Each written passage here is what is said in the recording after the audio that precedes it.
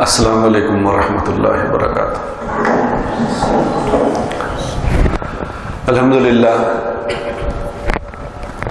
الحمدللہ الذی ہدانا الی صراط مستقیم۔ اللہم صلی علی محمد وعلی آلہ واصحابہ وامتہ اجمعین۔ اما بعد فاعوذ باللہ من الشیطان الرجیم۔ بسم اللہ الرحمن الرحیم۔ یا ایھا الناس انتم الفقراء الی اللہ واللہ هو الغنی الحمید۔ صدق اللہ العظیم۔ اللہم صلی وسلم علی سیدنا محمد۔ قابل احترام دوستو، میرے بھائیوں، میرے بزرگوں اور مستورات، اللہ تبارک و تعالیٰ نے اس دنیا کو امتحان کی جگہ بنایا ہے۔ کمرہ امتحان میں بڑا سوچ سمجھ کے پیپر حل کرنا پڑتا ہے۔ جس نے تو پاس ہونا ہوتا ہے نا، جس کی نیت پاس ہونے کی ہوتی ہے، وہ بڑا سمجھ کے لکھتا ہے ہر چیز، اور اس سے پہلے وہ کافی محنت کے ساتھ تیاری کرتا ہے کہ میں نے امتحان میں بیٹھنا۔ یہ ساری زندگی امتحان ہے، پیدائش سے لے کے موت تک امتحان ہی امتحان ہے۔ ہر وقت ایک میچ کی کیفیت ہے، ہر وقت مقابلے کی کیفیت، ہر وقت مقابلہ ہے۔ دن میں 5 دفعہ تو اذان ہوتی، مقابلہ شروع ہو جاتا ہے۔ جو ہی اذان ہوئی، اذان کے ہوتے ہی مقابلہ شروع ہو گیا۔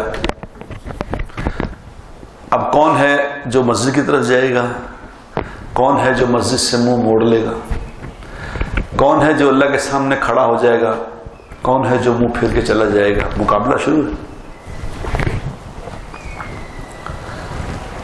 ہر قدم پہ، ابھی یہاں باہر نکلیں گے مقابلہ ہے، یہاں بیٹھے نماز پڑھ رہے ہیں، ابھی بھی مقابلہ، نماز میں بھی مقابلہ ہے کہ دھیان کہاں جاتا ہے۔ نماز میں کھڑا ہوں، کیا سوچ رہا ہوں، آ کے بیٹھ گیا ہوں، کیا سوچ رہا ہوں۔ اب یہ بات ہو رہی ہے، میں بات کر رہا ہوں، آپ بات سن رہے ہیں۔ بات کرنے والے کے لیے بھی کچھ احکامات ہیں اور بات سننے والوں کے لیے بھی کوئی احکامات ہیں۔ اذان دینے والوں کے لیے بھی احکامات ہیں، نمازیوں کے لیے بھی احکامات ہیں۔ کاروبار کر رہا ہے، احکامات ہیں۔ بیوی سے ملاقات کر رہا ہے، احکامات ہیں۔ بچوں سے مل رہا ہے، ہر وقت کا ایک حکم ہے۔ اس وقت میں میچ شروع ہے، آیا یہ اللہ کو دیکھتا ہے، یہ اپنے آپ کو دیکھتا ہے، کیونکہ ایک طرف نفس ہے، ایک طرف شیطان ہے، ایک طرف احکام ہے، حکم ہے۔ یہ میچ ہے، اور یہ میچ ہر وقت کا ہے، موت تک کا۔ امام حنبل رحمت اللہ علیہ، موت کا جب وقت آیا، ان کا موت کا وقت آیا تو شیطان آ گیا۔ شیطان نے آ کے دلیلیں دینی شروع کر دی، دلیلیں کہ اللہ نہیں ہے۔ اب وہ امام تھے، انہوں نے اس کی دلیل رد کرنی شروع کر دی۔ انہوں نے ایک دلیل رد کی، اس نے دوسری دے دی، دوسری رد کی، تیسری دے دی، تیسری رد۔ 100 دلیلیں اس نے رد کی دی اللہ کی، شیطان نے، اور انہوں نے 100 دلیلیں دی کہ اللہ ہے۔ اب یہ دلیلیں چل رہی ہیں، موت کا وقت قریب ہے۔ چونکہ اللہ والے تھے، اللہ نے حفاظت کرنی تھی، تو اللہ تعالیٰ نے ان کو الہام کی یہ بات کہ تم کہو میں بغیر دلیل کے اللہ کو مانتا ہوں۔ جب انہوں نے کہا کہ میں بغیر دلیل کے اللہ کو مانتا ہوں، تو شیطان نے کہا حنبل تو مجھ سے بچ کے جا رہا ہے، بچ گیا مجھ سے، تو مجھ سے بچ گیا۔ تو انہوں نے کہا نہیں ابھی نہیں، ابھی کچھ سانس باقی ہیں، ابھی نہیں بچا۔ جب تک میری روح پرواز نہیں کر جائے گی میں خطرے میں ہوں، ابھی بچا نہیں۔ جب میں مر جاؤں پھر کہنا بچ گیا۔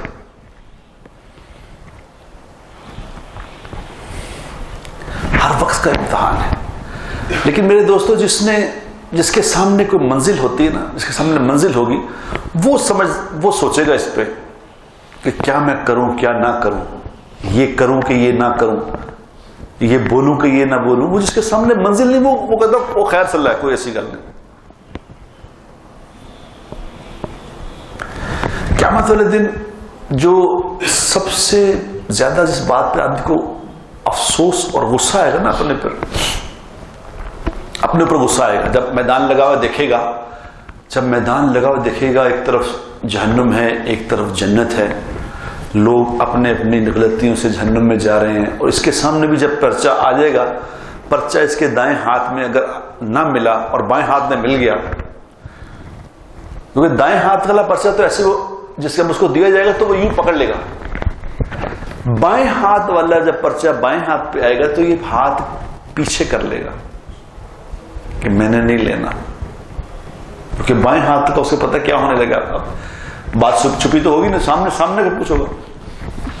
اب یہ پیچھے ہاتھ کرے گا تو پیچھے سے اس کو پکڑایا جائے گا، پکڑو، سامنے سے نہیں.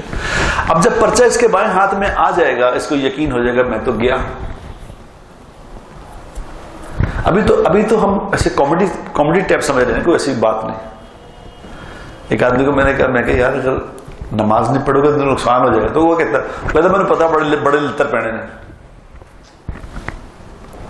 یعنی کچھ پتہ ہی کچھ نہیں کہ ویسے جیسے ابھی کسی کو کہیں دو چار چھتر مار کے فارغ کر دیں، یہ سمجھ رہے ہیں جیسے دو چار بوٹ شوٹ مار کے کہیں چلو بڑا شرارتی سے چلے جاؤ. کیونکہ ہمیں اندازہ نہیں ہے اس بات کا. اندازہ کیوں نہیں ہے؟ جہنم کا اندازہ کیوں نہیں؟ جنت کا اندازہ کیوں نہیں؟ نہ کبھی بات سنی ہے، نہ کبھی پڑھا ہے، نہ جہاں بات کی جا رہی ہے وہاں جاتے ہیں. صبح سے لے کے شام تک ایک زندگی گزار رہے ہیں کہ پیسے چاہیے، بس مال آ جائے، چیزیں پوری ہو جائیں، میرے بچوں کی ضرورتیں پوری ہو جائیں، میری ضرورتیں پوری ہو جائیں، بس. کسی کے سامنے ہے ہی جنت جو تک 1000 آیات جہنم کے بارے میں لکھی ہیں قرآن میں، 1000 آیات جنت کے بارے میں لکھی ہیں قرآن میں. اس کے سامنے ہے ہی نہیں. وہ جنت ہم ایسے ہی سمجھ دے کہ جیسے کہ یہاں کوئی بندہ 2 مرلے کے گھر میں رہ رہا ہے تو وہاں تو 10-15 کنال کا ایک گھر ہوگا، اس میں بس رہ رہے ہوں گے، بس ایسے ہی جنت ہے. بڑا سا گھر ہوئے گا، اس میں 2-4 گاڑیاں گوڑیاں ہوں گی، بس ٹھیک ہے. یہ کیونکہ ہمارے سامنے ہے ہی نہیں حقیقت کہ کیا چکر ہے، کیونکہ کسی نے بتایا ہی نہیں، نہ بتایا، نہ سن رہے، نہ پڑھ رہے ہیں، نہ ٹائم ہے. اب ایک میں لوگوں کو کہتا ہوں جمعے کے دن آؤ جی، یہ تو چلو یہاں تو اللہ کا شکر ہے کہ لوگ آ کے بیٹھ جاتے ہیں جمعے سے پہلے. ورنہ مسجدوں میں دیکھتا ہوں، میں ایک جگہ میں جماعت میں گیا ہوا تھا تو انہوں نے کہا جی آج یہاں جمعے پہ بات کر لیں گے آپ. جماعت کے امام صاحب ہمارے مسجد والے جو کہیں گئے ہوئے تو انہوں نے کہا تھا کہ جماعت آئیے کوئی بات کر لے. میں کہا جی کر لیں گے ہم.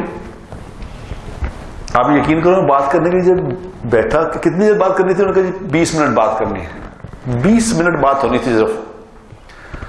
تو میں خیال میں تھا یہ ہماری جماعت تھی، ایک آدھ محلے کا کوئی آدمی بیٹھا ہو، 20 منٹ بھی کوئی بات سننا نہیں چاہتا. 20 منٹ بھی زندگی میں نہیں ہے تو کیسے پتا چلے جنت کیا ہے دوزخ کیا؟ بتاؤ اللہ کون ہے، اللہ کے رسول کیا ہے. یہ جتنے لوگ جلوس نکال رہے ہیں ختم نبوت، کسی کو نہیں پتا الا ماشاء اللہ، کسی کو پتہ ہی نہیں کہ حضور اکرم صلی اللہ علیہ وسلم کون ہے. وہ دکھا رہے ہیں، وہ واٹس ایپ پہ ریڑیاں لوٹ رہے ہیں، کیلے کھا رہے ہیں، مزے کر رہے ہیں، انجوائے کر رہے ہیں.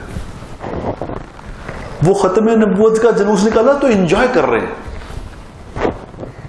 کوئی ریڑی آئی وہ ریڑی لوٹ لی، اے ٹی ایم آیا تو اے ٹی ایم کی مشین میں سے پیسے نکال لیے.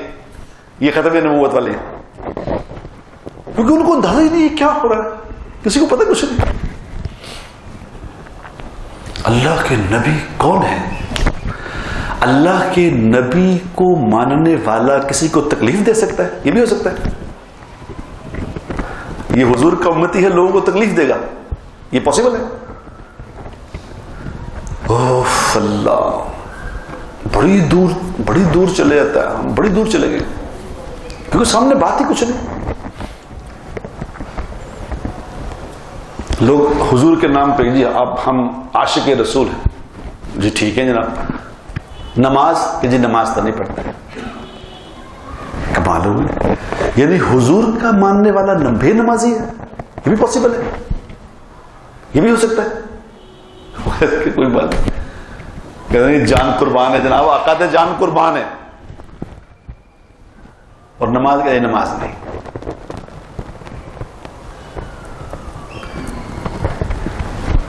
تو میرے بھائیوں میرے دوستوں, یہ کوئی کچھ سمجھداری بھی کوئی چیز ہے. کوئی ایک آدمی کو میں نے یہ جو ابھی محرم ختم ہوا, محرموں میں تو آپ نے دیکھا ہوگا, اب تو واٹس ایپ پہ ساری باتیں آتی رہتی ہیں. تو ایک آدمی کوئی واٹس ایپ پہ کوئی ذاکر ٹائپ تھے یا کوئی جو بھی تھے, وہ کہہ رہا تھا کہ جی وہ نیپال میں لوگ جاتے ہیں نوجوان, وہاں جا کے جنگل میں قتل ہو جاتے ہیں, صبح مار کے اپنے کو وہ انتقال ہو جاتے ہیں, مر جاتے ہیں. پھر شام کو کوئی آتا ہے ان کو پاؤں سے اٹھاتا ہے تو کہتے ہیں اٹھو بھی, چلو جاؤ گھر, اپنے گھر جاؤ. تو کہتے ہیں آپ کون ہیں؟ کہتا ہے عباس. یہ میں نے خود دیکھا. یعنی وہ مر جاتے ہیں پھر ان کو اٹھا کے زندہ کرے. کوئی پوچھنے والا نہیں بھائی یہ کیا کہہ رہے ہو آپ یار, یہ کیا کر رہے ہو, یہ کیا کر رہے ہو. کوئی عقل نام کی چیز ہی نہیں. یعنی صحابہ تو شہید ہو جاتے, وہ تو مر گئے, صحابہ مر گئے, یہ کہتا ہے یہ زندہ ہو جاتے ہیں.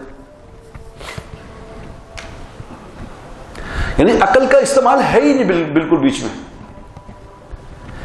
دین ہمارا دین ایسا تھوڑی ہے کہ اس میں عقل ہے ہی نہیں, جو مرضی بس کہی جو مرضی کری جو. آج میں بھی کسی کو کہہ رہا تھا کہ ہمارا دین ہے پیروں والا, ہمارا دین سیرت والا نہیں ہے. بر صغیر میں سیرت سے دین نہیں آیا. یہاں بس ہمارے حضرت صاحب وہ کہی جائے, جس سے ملتا تھا, جس سے مدرسے ہمارے حضرت یہ کہا کرتے تھے, ہمارے حضرت وہ کہا کرتے تھے. بہت تھوڑے لوگوں سے میں نے یہ بات سنی کہ جناب رسول اللہ صلی اللہ علیہ وسلم یہ فرماتے تھے, حضور اکرم صلی اللہ علیہ وسلم یہ کرتے تھے, حضور اکرم صلی اللہ علیہ وسلم کا یہ عمل ہے, حضرت کا عمل ہے, حضرت یوں کرتے تھے. حضرت کا دین نہیں ہوتا, حضور اکرم صلی اللہ علیہ وسلم کا دین ہوتا ہے. کیونکہ حضرت نے جو کچھ کیا ہے وہ ایک ہی ہیں. میں بھی وہ کسی کو کہہ رہا تھا کہ میں اس زمانے میں اگر کسی کو سب سے بڑا بزرگ میں مانتا ہوں, باقی اور بھی ہوں گے, ان کا نام شیخ عبد الوہاب ہے. ہمارے رائیونڈ کے جو بزرگ ہیں عبد الوہاب صاحب, وہ اسپتال میں داخل ہیں, اللہ ان کو تندرستی عطا فرمائے.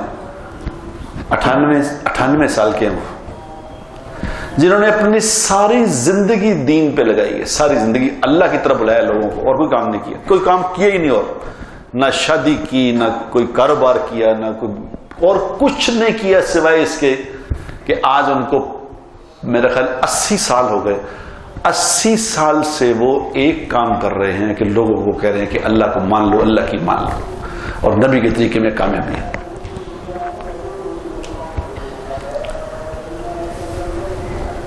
لیکن میرا چونکہ ان سے بڑی شفقت فرماتے ہیں, تو میں نے انہیں کہا, میں کہ بھائی صاحب آپ نے لوگوں کو تباہ کر دیا. کہتے اچھا میں نے کیسے تباہ کیا؟ میں نے کہا جی لوگ آپ جیسا بننا چاہتے ہیں, آپ جیسا بن نہیں سکتے, تباہ ہو جاتے ہیں. تو فرمانے لگے کہ میں تو لوگوں کو نہیں کہتا میرے جیسے بنو. جی لوگ تو بننا چاہتے ہیں. تو کہتے میں تو نہیں کہتا, میں تو کہتا ہوں نبی کے طریقے پہ آؤ. وہ فرمانے لگے میں تو لوگوں کو کہتا ہوں کہ نبی کے طریقے میں کامیابی ہے. اب جس طرح انہوں نے شادی نہیں کی تو سارے ہی نہ کریں شادی, کیا کر سکتے ہیں؟ کیا خیال ہے؟ انہوں نے تو کوئی کاروبار نہیں کیا تو سارے ہی نہ کریں تو دنیا بند ہو جائے گی. نبی کا طریقہ یہ نہیں ہے. نبی کے طریقے میں تو شادیاں ہیں, کام ہے, کاروبار ہے.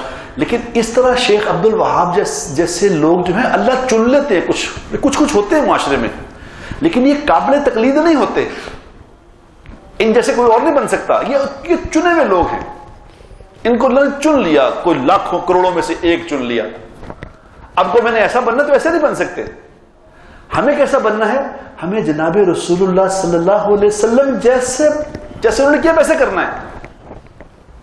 کسی بزرگ کی تقلید نہیں کرنی، کیونکہ بزرگ تو چنے ہیں، بس کوئی ولی ہے، کوئی کتب ہے، وہ چن لیا، ان کو اللہ نے ایکسیپشنز ہیں، وہ ایکسیپشنز قابل تقلید نہیں ہوا کرتے. مثال دیتا ہوں آپ کو. عمر رضی اللہ تعالی عنہ، بڑے غور سے سن لو مثال، آپ کو بات سمجھ آئے گی میری جو کہہ رہا ہوں. عمر رضی اللہ تعالی عنہ جب ہجرت کر کے مدینہ منورہ تشریف لے گئے تو انہوں نے لباس پہنا اپنا، تیر لگائے، تلوار نکالی ہاتھ میں، اور حرم میں گئے. حرم میں جا کے طواف کیا بڑے آرام سے. طواف کر کے جو کفار کے جمکٹے ادھر ادھر بیٹھے تھے وہ کے پاس گئے کہ میں ہجرت کر کے جا رہا ہوں، روک لو مجھے، اگر کوئی ہے مجھے روک لے، میں جا رہا ہوں. کھلی آواز لگا کے تلوار ہاتھ میں لیے جا رہے، کسی کی جرت نہیں، یعنی دلیری کا ان کا یہ عالم تھا کہ سب کو للکار کے پھر وہ گئے. پیچھے کوئی آؤ میرے پیچھے کسی جانے تو آؤ، کوئی نہیں آیا. اب حضور اکرم صلی اللہ علیہ وسلم گئے. جب حضور اکرم صلی اللہ علیہ وسلم ہجرت پہ گئے تو رات کو چھپ کے بستر پہ علی رضی اللہ کو لٹا دیا کہ تم لیٹ جاؤ تاکہ پتہ نہ چلے میں ہوں کہ چلا گیا ہوں. اور پھر چھپتے چھپاتے پنجوں پہ چل رہے، پنجوں پہ، پورے پاؤں نے زمین پہ رکھ رہے، کیونکہ اس وقت زمانہ یہ تھا کہ کھوجی ہوتے تھے نا، وہ کھوج لگا وہ پکڑ لیتے تھے. پنجوں پہ چل رہے، پنجوں پہ، تاکہ میرے پاؤں کے نشان نہ پڑے. پھر پنجوں پہ چلتے چلتے غار ثور پہ پہنچ گئے. اور غار ثور کے نیچے جب تھوڑا اوپر چڑھا، جو حج پہ جاتے ہیں نا عمرے پہ، ذرا غار ثور جنہوں نے دیکھی ہوئی غار ثور کہاں ہے، غار ثور یوں ہے، او غار ثور ہے آسمان پہ. اب وہاں چڑھنا ہے تو آپ صلی اللہ علیہ وسلم فرما رہے ہیں کہ میں نہیں چڑھ سکتا، مجھ سے اب چڑھا نہیں جاتا. یوں پنجوں پہ چلنے سے پاؤں زخمی ہوئے ہیں. ابو بکر صدیق نے اٹھایا آپ صلی اللہ علیہ وسلم کو، اوپر پیچھے اٹھا کے اب وہ پہاڑ پہ چڑھے اور جا کے غار میں چھپ گئے. 3 دن تک وہاں چھپے رہے. وہ خیر بعد لمبی. اب بات سمجھنے کی یہ ہے کہ کیا حضور اکرم صلی اللہ علیہ وسلم بزدل تھے؟ نعوذ باللہ. عمر رضی اللہ تعالیٰ دلیر تھے؟ آپ صلی اللہ علیہ وسلم بزدل تھے؟ کیا خیال ہے؟ یہ سمجھانا تھا امت کو کہ جب تم پہ یہ والے حالات آئیں گے تو تم نے کیا کرنا ہے. ورنہ حضور اکرم صلی اللہ علیہ وسلم کو کیا مسئلہ تھا؟ آپ صلی اللہ علیہ وسلم تو جو براق پہ بیٹھ کے عرش پہ جا سکتے ہیں، وہ براق پہ بیٹھ کے مدینہ نہیں جا سکتے. جبرائیل کو بتاتے ہیں کہ چل رہی میں چھوڑ کے وہاں، کیا مسئلہ تھا؟ جو آسمانوں پہ ایک قدم جس کا آسمان پہ ہے، ایک زمین پہ ہے، اس کے لیے مدینہ منورہ کتنے کی دور تھا؟ 400 کلومیٹر. کیا پرابلم تھی؟ یہ کیوں چھپ رہے ہیں؟ کیوں بچتے بچاتے جا رہے ہیں؟ کیوں اس طرح کر رہے ہیں؟ ورنہ تو کوئی کہتا ہے جی وہ تو نبی تھے جناب، ہم کیسے کریں گے؟ اللہ نے نبی کی زندگی کو نمونہ بنانا تھا قیامت تک کے آنے والے انسانوں کے لیے کہ یہ اس طرح کرنا، جب کوئی خوف ہو تو یہ کرنا ہے تم نے. اور اگر تو ڈر گیا، وہ بھائی انسان ڈرے گا ہی، انسان تو ڈرے گا. میں کوئی جن تھوڑی ہوں، میں کوئی فرشتہ تھوڑی ہوں، ڈروں گا نہیں، میں تو ڈروں گا. آپ کو مجھے میرے منہ پہ تھپڑ مارے گا تو مجھے تکلیف نہیں ہوگی، رونا نہیں، آنکھوں میں آنسو نہیں آئیں گے. یہ نارمل ہے. نبی کی زندگی ہوتی ہے نارمل انسانوں کے لیے. نبی کی زندگی ہوتی ہے قابل تقلید. نبی کا نقل مارنی ہے.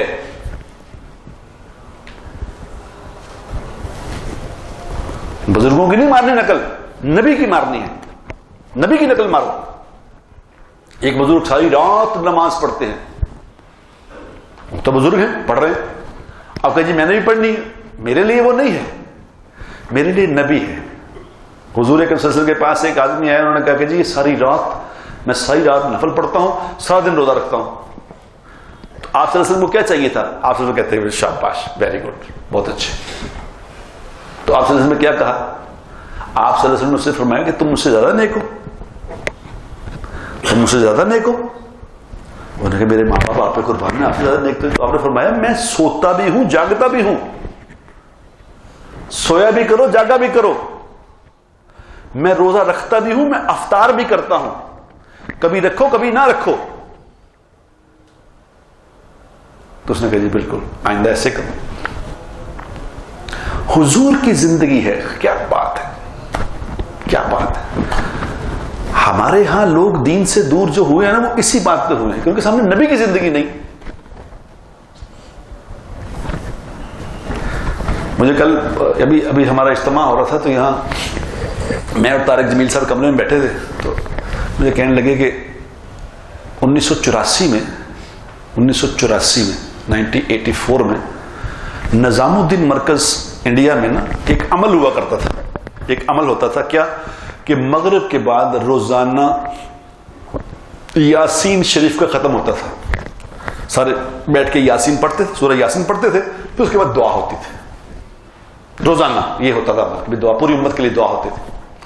تو کہتے 94 میں وہاں گیا ہوا تھا, مولانا سعید احمد خان صاحب خدمت میں میں خادم کے طور پہ گیا ہوا تھا ساتھ ان کے. تو جب میں مولانا کو کچھ بنا کے چائے بنا کے دے رہا تھا یا کچھ دے رہا تھا تو ایک دم کسی نے آواز دی کہ دعا شروع ہو گئی, دعا شروع ہو گئی. تو میں بھاگا, ایک دم چائے چھوڑ کے بھاگا, جا کے دعا میں شریک ہو گیا. اب دعا میں شریک ہوا تو واپس آئے تو مولانا بیٹھے ویسے ہی بیٹھے تھے. تو میں نے کہا مولانا دعا ہو رہی تھی آپ اس میں شریک نہیں ہوئے, اتنی ساری مجتمعی دعا ہو رہی آپ اس میں کیوں نہیں شریک ہوئے؟ تو کہنے لگے مولانا نے فرمایا کہ یار طارق جمیل دراصل جو عمل صحابہ سے ثابت نہیں ہے نا میری طبیعت نہیں چلتی اس پہ. جو نبی کے صحابہ سے عمل ثابت نہیں ہے میری طبیعت نہیں چلتی اس پہ. جو عمل حضور سے صحابہ ثابت ہے وہ ہے, میں اس میں وہ کرتا ہوں. تو فرمانے لگے کہ مجھے اس دن مجھے سمجھ آ گئی کہ عمل کون سا کرنا ہے, کون سا معتبر عمل کون سا ہے. معتبر عمل وہ ہے جو جناب رسول اللہ صلی اللہ علیہ وسلم نے کیا ہے. باقی میں اس کا مطلب یہ نہ سمجھنا کہ باقی عمل نہیں ہے, باقی بھی عمل ہیں مگر وہ ان کی وہ حیثیت نہیں ہے.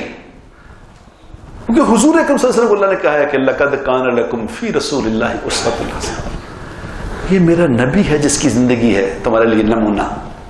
اور نہیں کسی کو اللہ نے کہا, نبی کی زندگی نمونہ ہے. اب نبی کی زندگی میں پتہ کروں گا تو پتہ چلے گا نا مجھے کیا ہے. کیا خیال ہے؟ حضور اکرم صلی اللہ علیہ وسلم فرماتے ہیں کہ میں ایک مجلس میں 100 دفعہ استغفار کیا کرتا ہوں 100 دفعہ استغفار. کون کر رہا ہے؟ نبی. حضور اکرم صلی اللہ علیہ وسلم کون سا گناہ ہوتا تھا؟ آپ صلی اللہ علیہ وسلم زندگی میں گناہ کیا؟ ان سے تو گناہ ہو سکتا ہی نہیں تھا کیونکہ وہ اللہ کی حفاظت میں تھے, ان سے گناہ نہیں ہو سکتا. لیکن وہ کہہ رہے میں 100 دفعہ استغفار کرتا ہوں. یہ کس کے لیے؟ یہ مجھے آپ کو سمجھانے کے لیے کہ تم نے کیا کرنا ہے. اب حضور فرما رہے ہیں, آپ صلی اللہ علیہ وسلم کے فرمان کا مفہوم ہے جو کثرت استغفار کرے گا, غور سے سمجھ لو بات, جو کثرت استغفار کرے گا اللہ اس کو 2 انعام دیں گے. ایک تو اس سے ہر تنگی اور پریشانی میں سے نکلنے کا راستہ اللہ خود دکھائے گا. جہاں مسئلہ پھنسے گا اس کا اللہ خود سمجھائے گا, نمبر 1. نمبر 2, اس کو روزی وہاں سے ملے گی جہاں اس کا گمان بھی نہیں جاتا, وہاں سے روزی آئے گی. آج اپنے ایمان سے آپ لوگ بتاؤ ہم پریشان کس بات سے ہیں؟ ہر دوسرا آدمی روزی سے پریشان ہے کہ نہیں؟ کسی کی پوری نہیں پڑ رہی, وہ کہتا تھوڑے پیسے ہیں, کوئی آ نہیں رہا جان. ایک آدمی نے مجھے کہا کہ جی میں استغفار, جب سے آپ نے کہا میں استغفار بھی کرتا ہوں مگر حالات نہیں ٹھیک ہو رہے. حالات تو ٹھیک ہو نہیں رہے. آپ کہتے ہیں کثرت استغفار میں تو روزی آسمان سے آئے گی, وہ تو نہیں ٹھیک ہو رہے. تو میں نے اس سے کہا, میں کہا دیکھو ایک آدمی کو کہو یار ایک پانی کا گلاس لے کے آؤ اور ساتھ شہد لے کے آؤ. اب وہ شہد لے کے آیا, پانی کا گلاس لے کے آیا, آپ نے 4 چمچ شہد اس پانی کے گلاس میں ملایا اور اس کو جب پیا تو پھیکا ہی تھا, کچھ بھی نہیں میٹھا. آپ کیا کرو گے کہ 4 چمچ شہد ملایا ہے, پانی پھیکا ہی ہے, یہ پاسبل ہے؟ 4 چمچ شہد ملاؤ, شہد پانی تو میٹھا ہو جائے گا. تو یہ میٹھا نہیں ہو تو کیا کرو گے؟ کہتے جی شہد چیک کروں کہ شہد بھی ہے کہ نہیں. شہد اگر یہ شہد ہوتا تو پانی تو میٹھا ہو جاتا, یہ کچھ اور ہے, دیکھو چیک کرو اس کو کیا ہے. میں نے کہا بس یہی بات ہے. حضور اکرم صلی اللہ علیہ وسلم کی بات غلط نہیں ہو سکتی, یہ نہیں ہو سکتا. سورج مغرب سے نکل سکتا ہے لیکن میرے نبی کی بات غلط نہیں ہو سکتی, یہ نہیں ہو سکتا. نبی نے فرمایا ہے کثرت استغفار پہ روزی کا مسئلہ حل ہوگا. تو جب نہیں ہو رہا تو چیک کرو کیا کر رہے ہو, تم چیک کرو کر کیا رہے ہو. کہتے جی کیسے چیک کروں. میں نے کہا اچھا اب اور مثال سے سمجھ لو. میں کہ ایک آدمی, مجھے یاد ہے امریکہ نے نا ایک کوئی ایران کا طیارہ تھا یا کسی ملیشیا کا طیارہ تھا, اس طیارے کو فائر کر دیا, اس میں 253 مسافر تھے, وہ سارے مر گئے. طیارہ یاد ہے آپ کو, وہ مر گئے. اور جب طیارہ بھی تباہ ہو گیا 253 لوگ بھی مر گئے. اب ظاہر احتجاج ہوا تو مجھے یاد ہے, ان دنوں پتہ نہیں بہت میں چھوٹا تھا, وہ کسی امریکہ نے ایک کون صدر تھا مجھے نہیں یاد, اس نے کہا کہ بس سوری کر تو لیا, اب کیا کریں, ختم بات. ہم نے سوری کر لیا. ایک ہوتا ہے یہ والا سوری کرنا کہ بس سوری ٹھیک ہے بس سوری. اب اللہ سے سوری کرنا, استغفار کیا ہے کہ اللہ سے معافی مانگنا. کس بات کی, اللہ میں گناہ کار ہوں. اب اللہ کو یہ کہنا کہ معاف کر دیں جی, استغفر اللہ استغفر اللہ استغفر اللہ استغفر, بس نہ دل ساتھ ہے نہ دماغ ساتھ ہے, نہ مجھے اس بات کا اقرار ہے میں کوئی مجرم ہوں, میں نے غلطی کی ہے, کوئی قصوروار ہوں, ایسے کر معاف کر دیں معاف کر دیں. یعنی اللہ سے اتنا کیجول بات کر رہے ہو, کوئی معاف کریں جی آپ, بس ٹھیک ہے, جیسے امریکہ نے سوری کی تھی اس طرح کی سوری کر رہے ہو. وہ تو اپنے دل میں یہ کیفیت پیدا کرو کہ یا اللہ میں تو واقعی قصوروار ہوں, میں مجرم ہوں, میں تو ہوں مجرم, میں تو ظالم ہوں. یا اللہ, جس دن صبح بیٹھ کے 100 دفعہ استغفار کرو گے, شام کو بیٹھ کے اللہ سے کرو گے یا اللہ میں مجھے معاف کر. جس وقت تم اپنے دل میں یہ کیفیت بناؤ گے نا کہ یا اللہ میں مجرم ہوں, تو دیکھ لینا اسی وقت آنکھ میں آنسو بھی آ جائیں گے. اگر دل کی یہ کیفیت بنا لی. دنیا میں چیزیں سیکھنے کے لیے بڑی محنت کرتے ہیں, استغفار بھی کرنی نہیں آتی, کرتے کیسے. ایک دفعہ میں اس طرح استغفار کر کے دیکھو, پھر دیکھو کام بنتے کہ نہیں بنتے. میں دیکھتا ہوں تمہارے کیسے کام نہیں بنتے روزی کے, کیسے مسئلے حل نہیں ہوتے. وہ معافی مانگنا تو سیکھو یار, وہ مالک ہے. پہلے تم اسے جانتے نہیں وہ کتنا کو مالک ہے, کہ وہ ہے کتنا. ہم اللہ کو کہتا کیا سمجھتے ہیں, اللہ کو سمجھتے ہیں کہ جیسے میرے سے تھوڑا سا زیادہ طاقتور ہے کوئی, جیسے میری طاقت سے تھوڑا سا زیادہ, کیونکہ ہمیں کوئی بتا ہی نہیں رہا کہ اللہ کون ہے.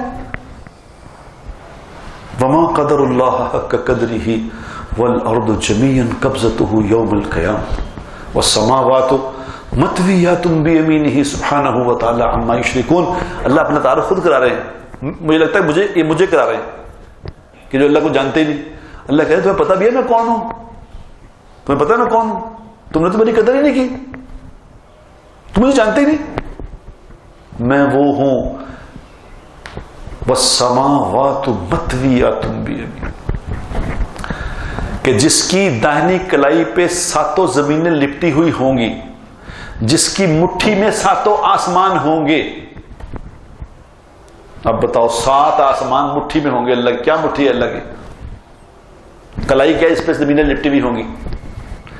کلائی میرے والی کلائی نہیں ہے, اللہ ہی جانتا ہے کون سی کلائی ہے. مٹھی یہ والی نہیں ہے, اللہ ہی جانتا ہے کون. لیکن اللہ اپنی طاقت بتا رہا ہے میں کون ہوں. یہ طاقت والا کہہ رہا ہے کہ میرے سامنے ندامت کے آنسو بہانے سیکھ لو. اللہ کو آنسو یاد رکھنا. اس لیے حدیث میں آتا ہے کہ اللہ سے رو کے دعا مانگا کرو. اللہ کے نبی ایک بات سمجھا رہے ہیں تو ایسے ہی سمجھا رہے ہیں.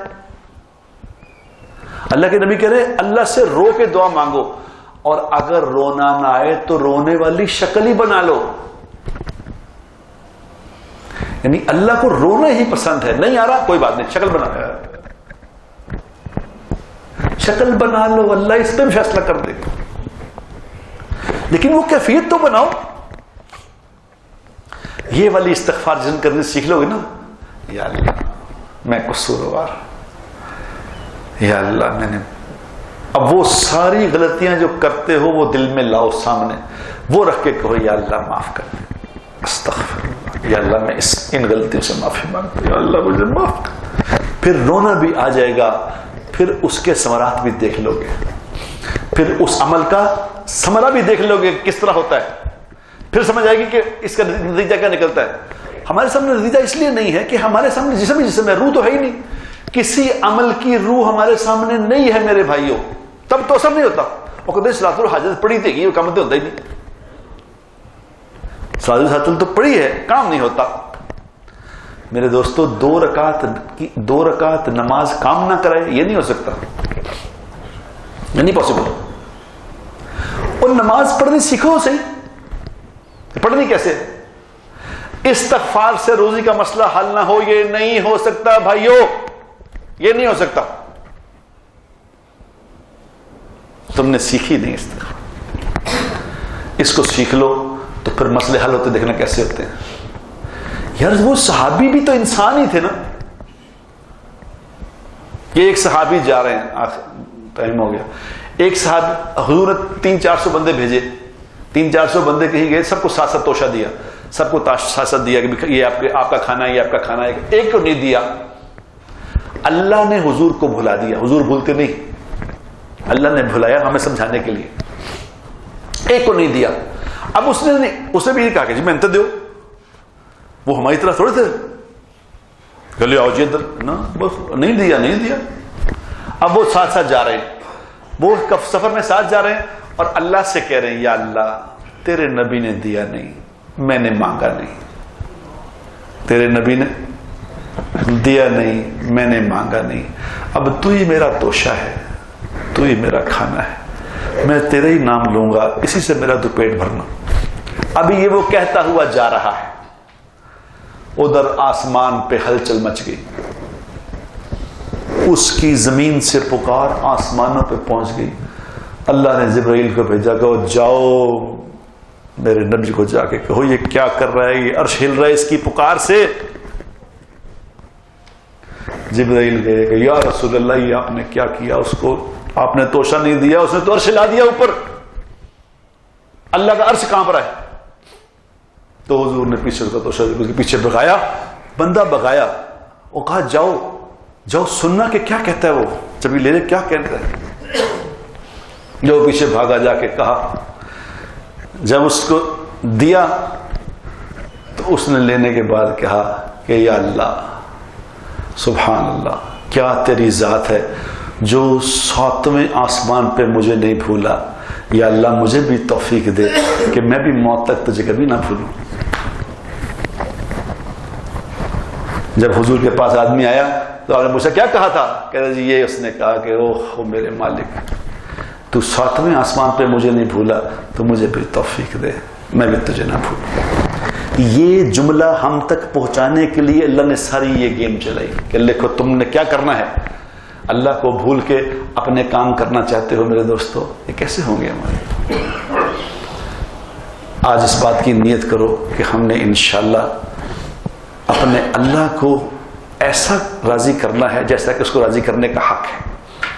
اللہ کو راضی کرنے کا حق ادا کریں گے تو اللہ ہمیں راضی کرنے کا حق ادا کر دے گا. کریں گے انشاءاللہ. وآخر دعوانا ان الحمدللہ.